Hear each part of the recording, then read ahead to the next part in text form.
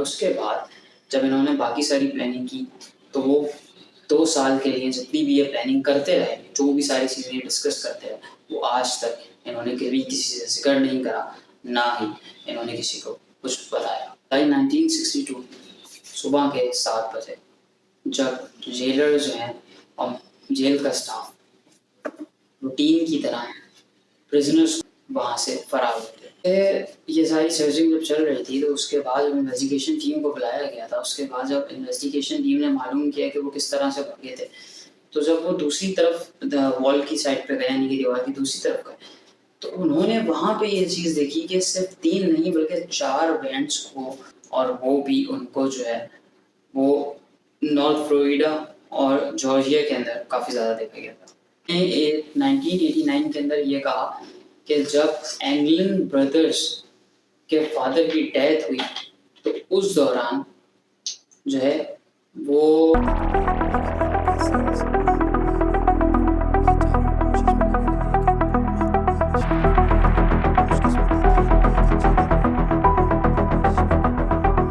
दोस्तों, अल्कात्राज आइलैंड की कहानी आज से 60 साल पुरानी अब तक की अनसॉल्व्ड मिस्ट्री है। इस आइलैंड को मिड पैसिफिक ओशन में पाया जाता है। ये बेसिकली लोकेटेड जो है वो पैसिफिक ओशन के मिड के अंदर है, और चूंकि ये रॉक्स के ऊपर बना हुआ है तो इस वजह से इसका ज़्यादातर जो है वो स्ट्रक्चर पूरा पहाड़ी उसमें भी आता है, और इसको द रॉक के नाम से भी जाना जाता है।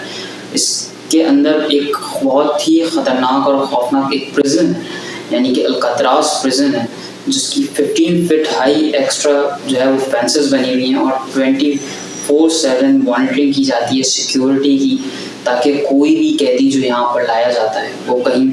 जो है वो भाग ना पाए। और इसी वजह से इसको फेडरल प्रिजन डिक्लेयर किया गया था 1934 के अंदर। अल्कात्राज प्रिजन सबसे ज़्यादा हाई लेवल सिक्योरिटी का जो है वो प्रिजन माना जाता है, यानी कि इस जगह पे सबसे ज़्यादा सिक्योरिटी होती है, और इतनी टाइट सिक्योरिटी होती है कि कोई भी कैदी अगर वो यहाँ लाया गया तो यहाँ से भाग नहीं सकता, क्योंकि सबसे बड़ी वजह यहाँ की सिक्योरिटी है। और दूसरी उसकी सबसे बड़ी वजह ये भी है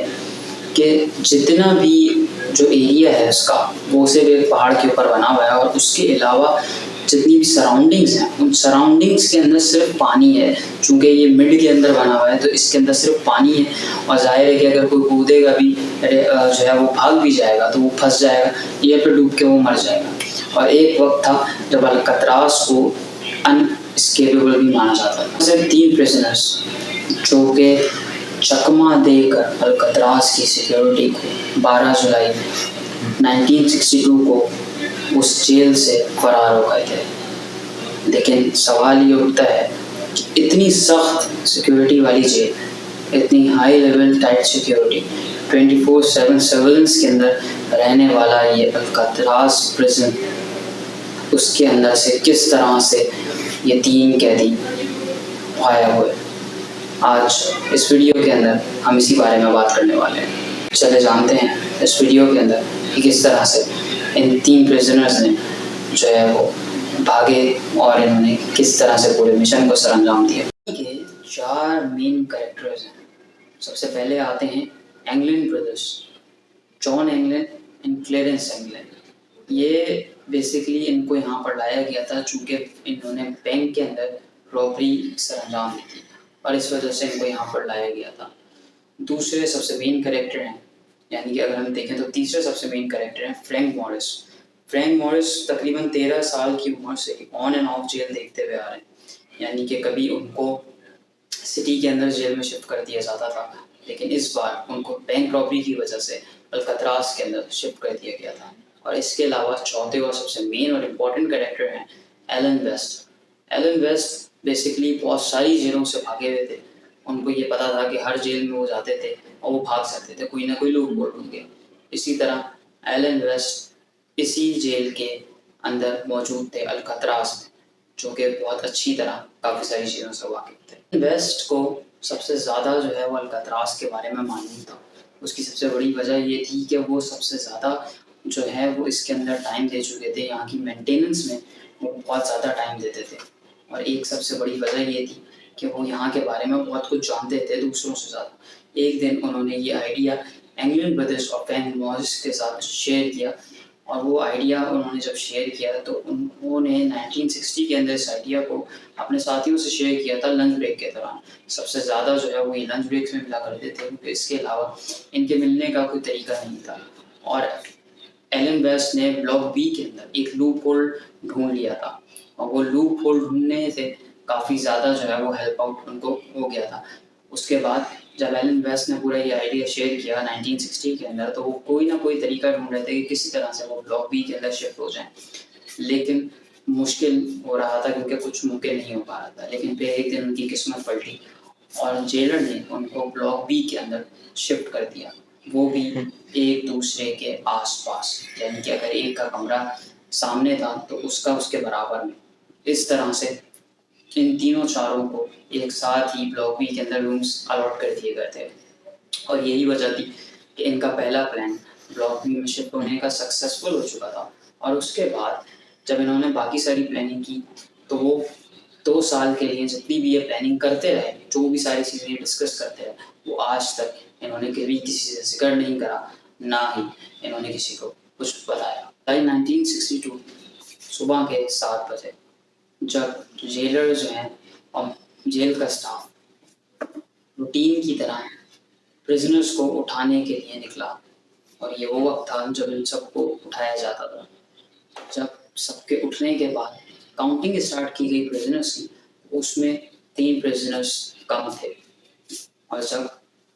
जेल स्टाफ को बहुत हैरानी हुई, तो उसके बाद जब वो चेकिंग करने गए कि ये 3 प्रिजनर्स आखिर कहाँ गए, तो उन्होंने फ्रैंक मॉरिस और एंगलिन ब्रदर्स को अपने सेल्स में सोया हुआ पाया, लेकिन उनका बिहेवियर उनको चूंकि कुछ नॉर्मल नहीं लग रहा था, इसकी वजह से उन्होंने सोचा कि वो सेल में जाकर देखते हैं। लेकिन वो जब सेल में गए तो वहाँ उनको उनकी रियल बॉडीज़ नहीं, बल्कि सिर्फ उनके डमी हेड्स मिले, जिसको सोप कंक्रीट और प्लास्टर से बनाया गया था। यानी कि वो डमी हेड्स जो बेसिकली उन्होंने इतने टाइम में बनाकर उस जगह पे रख दिए थे। और ये देखते ही पूरी जेल की मैनेजमेंट और जेल के स्टाफ ने सिक्योरिटी हाई अलर्ट पे कर दी थी, और उनको यही शक था कि ये 3 कैदी फरार हो चुके हैं। बस की मैनेजमेंट और सिक्योरिटी ने जब ये सारा सिनेरियो देखा, चूँकि उस वक्त जब उन स्टाफ ने उस चीज़ को हाथ लगाया, यानी कि उन डमी हेड्स को यूज़ किया और उन डमी हेड्स को टच किया, तो उनमें से एक डमी हेड गिर के टूट चुका था, और उससे उनका शक ज़्यादा बढ़ा। और उसके बाद उन्होंने पूरे जो है वो आइलैंड की चेकिंग शुरू करी। सबसे पहले तो वो बहुत ज़्यादा शॉक थे, उसकी वजह ये थी कि किस तरह से इतनी हाई सिक्योरिटी के अंदर 3 कैदी फरार हो सकते हैं।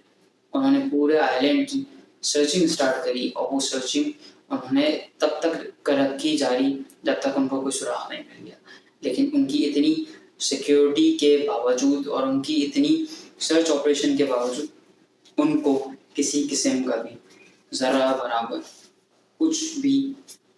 नहीं मिला, ना उनको कुछ सबूत हाथ लगा, ना उनको उन तीनों से रिलेटेड कोई भी प्रॉपर चीज़ मिली। टास की जो मैनेजमेंट थी, उन्होंने एफबीआई को रिपोर्ट किया और इन्वेस्टिगेशन टीम को बुलाया, और ये वो वक्त था जब इनका जो सिक्योरिटी के ऊपर सवाल थे वो उठने लग गए थे मीडिया की तरफ से। और सबसे बड़ी चीज़ ये थी कि एलन वेस्ट, जिसका ये पूरा प्लान था, जिसने ये पूरा प्लान बनाया था, वो उस वक्त वहाँ से फरार नहीं हुआ था, और वो अल्कत्रास के अंदर मौजूद था, उस प्रिजन के अंदर वो मौजूद था। और उसके बाद जब मालूम किया गया तो उससे ये पता चला कि ये तीनों प्रिजनर्स अपने सेल्स के अंदर एक स्मॉल वेंट के थ्रू भागे हैं, यानी कि वो वेंट जिस जगह खुलती थी वहाँ पर कोई सिक्योरिटी नहीं थी, तो ये लोग उस वेंट से वहाँ से फरार हो गए। ये सारी सर्चिंग जब चल रही थी, तो उसके बाद जब इन्वेस्टिगेशन टीम को बुलाया गया था, उसके बाद जब इन्वेस्टिगेशन टीम ने मालूम किया कि वो किस तरह से भागे थे, तो जब वो दूसरी तरफ वॉल की साइड पे गए, यानी कि दीवार की दूसरी तरफ गए, तो उन्होंने वहाँ पे ये चीज़ देखी कि सिर्फ 3 नहीं बल्कि 4 वेंट्स को खोले जाने की कोशिश की गई थी, यानी कि 3 खुल चुके थे और चौथे वेंट को भी खोले जाने की कोशिश की गई थी, लेकिन समहाउ वो खुल नहीं सका था। और ना खुलने की वजह से सबसे बड़ा सवाल ये उठा कि वो है किसका। जब पता चला कि वो एलन वेस्ट का है, और तो जाहिर है कि एलन वेस्ट के ऊपर सवाल उठने लगे,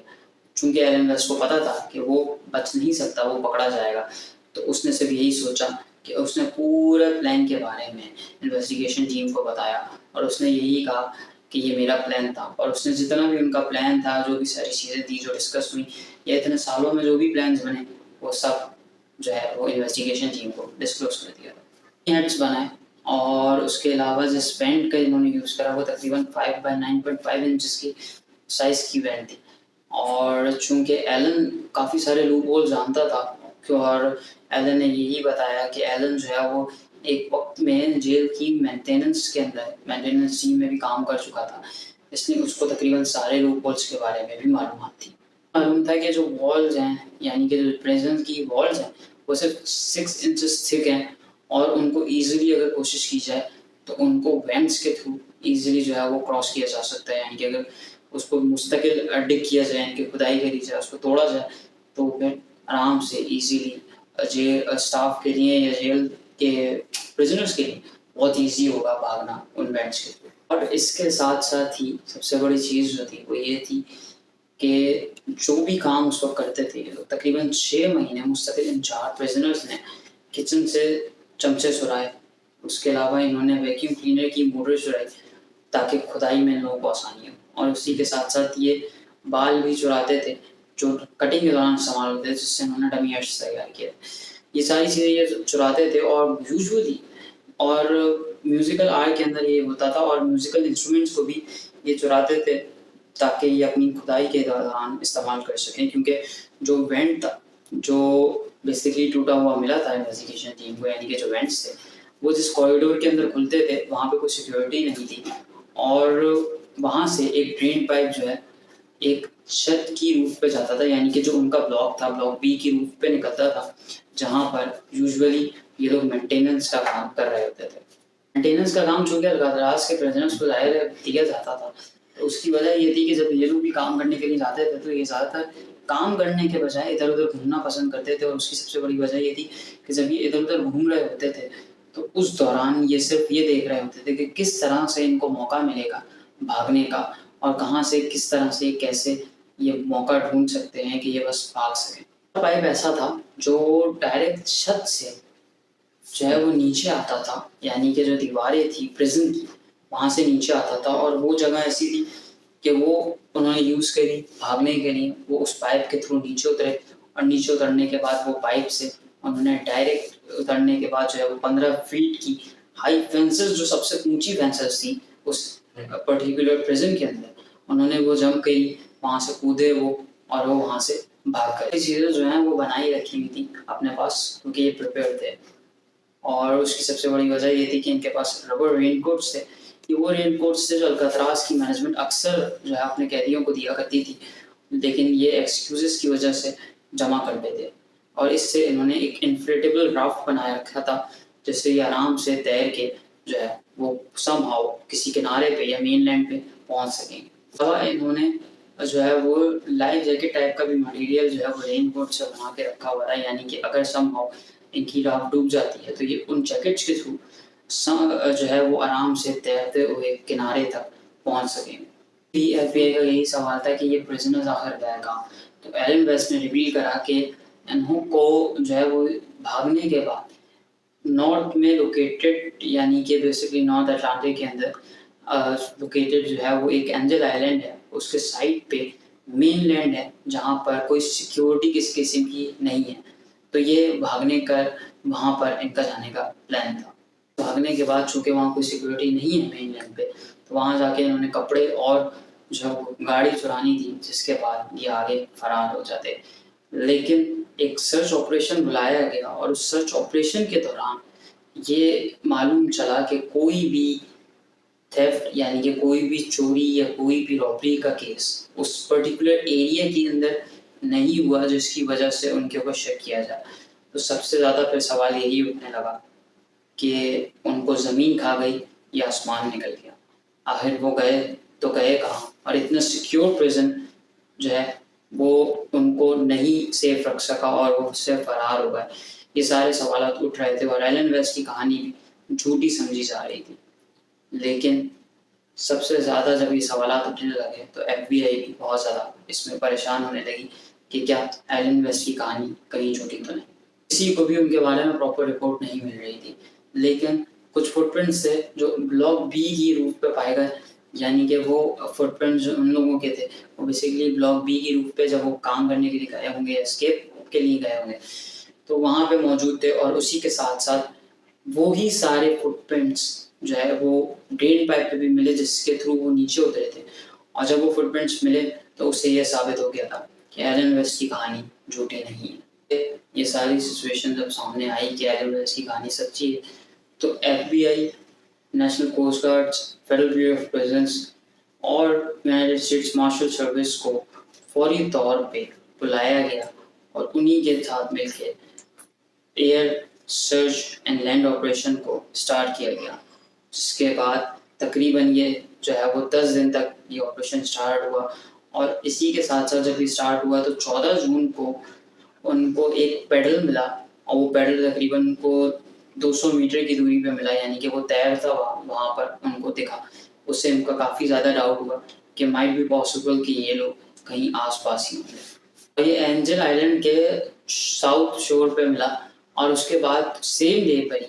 कुछ वर्कर्स को, कुछ लेबरर्स को जो है वो एक बोट मिली जिसके अंदर काफ़ी सारा सामान प्लास्टिक में रैप हुआ था, और उसके अंदर काफ़ी सारी तस्वीरें, एड्रेसेस, कॉन्टैक्ट नंबर्स और डिटेल्स थी जो कि एंगलिन ब्रदर्स और रिलेटिव्स की थी, यानी कि जॉन एंगलिन एंड क्लेरेंस एंगल की। बाद कुछ धागे और कुछ इस तरह का मटेरियल मिला, जो रेनकोट का मटेरियल जिससे पता चल रहा था, यानी कि वो उस बोट का मटेरियल था जिससे रेनकोट बनाई गई थी। या रेनकोट का जो वो मटेरियल था जिससे वो राफ्ट तैयार हुई थी, वो सारा मटेरियल जब मिला उसके बाद जो है वो सारा सिनेरियो उनको काफ़ी ज़्यादा होने लगा परेशान, क्योंकि ये सारा मामला 21 जून को हुआ और ये जो चीज़ें थी ये तकरीबन उनको मिली गोल्डन गेट ब्रिज से ज़्यादा तो नहीं मिली थी उनको। और उसके बाद उनको कई और चीज़ें भी मिली जो कि अल्कात्राज़ आइलैंड के पास ही थी, और एफबीआई ने ये रिपोर्ट किया कि इसके अलावा अभी तक कोई फिजिकल एविडेंस नहीं मिला है कि वो लोग कहाँ गए। ये भी है कि माइट बी पॉसिबल के राफ्ट्स के थ्रू जो है वो किसी तरह से वो लैंड तक पहुंच गए हों और उसके बाद वो आगे पीछे हो गए हों, या मे बी पॉसिबल कि वो गुम हो गए हों, क्योंकि एंगलिन ब्रदर्स से पुलिस और इन्वेस्टिगेशन टीम मुस्तकिल कांटेक्ट में थी, और जिससे ताकि पता चल सके कि अगर एंगलिन ब्रदर्स वहाँ मिलेंगे, पहुँचते हैं, तो पुलिस और इन्वेस्टिगेशन टीम को उनके बारे में मालूमात मिल सकें। विटनेस जो कि एंगलिन ब्रदर्स के नेफ्यू है, उसने ये कहा कि उसके मामा ने, यानी कि उसके अंकल ने जो है बेसिकली उनकी बहन के मरने से पहले उनको ये इन्फॉर्म किया था कि उनको अपने भाइयों के बारे में टेंशन लेने की ज़रूरत नहीं है, वो जहाँ भी हैं वो सेफ हैं और वो उनसे कॉन्टैक्ट के अंदर मौजूद हैं। ब्रदर्स की मदर को यूजुअली उनकी अपनी डेथ तक 1973 तक मुस्तकिल फ्लावर्स जो है वो एनोनिमसली जो है वो मिलते रहते थे, यानी कि बगैर किसी नाम के उन तक पहुँचते रहते थे, जिस पे कोई ख़ास नाम नहीं होता था। और उसके अलावा 2 जो है वो वियर्ड, यानी कि अगर हम कहें तो 2 बहुत ज़्यादा हेवी मेकअप की हुई ख़वातीन को वहाँ देखा गया था उनकी फ्यूनरल के ऊपर, और काफ़ी ज़्यादा रिपोर्ट्स ने एफबीआई की यही कहा कि 1960s और 70s के अंदर काफ़ी ज़्यादा 6 से 7 जो है वो साइटिंग्स रिपोर्ट हुई थी एंगलिन ब्रदर्स की, यानी कि उनको 6 से 7 मरतबा एंगलिन ब्रदर्स को देखा गया था, और वो भी उनको जो है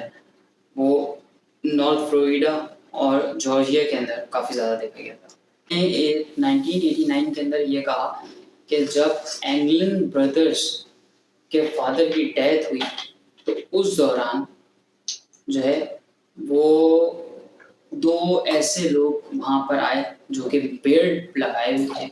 और वो वहाँ पर आए और वो उस वक़्त उस डेड बॉडी के जो कैस्केट था, यानी कि जो प्रॉपर कॉफ़िन था, उसके पास मौजूद थे, और वहाँ पर मौजूद होने की वजह से वो वहाँ पे रुके।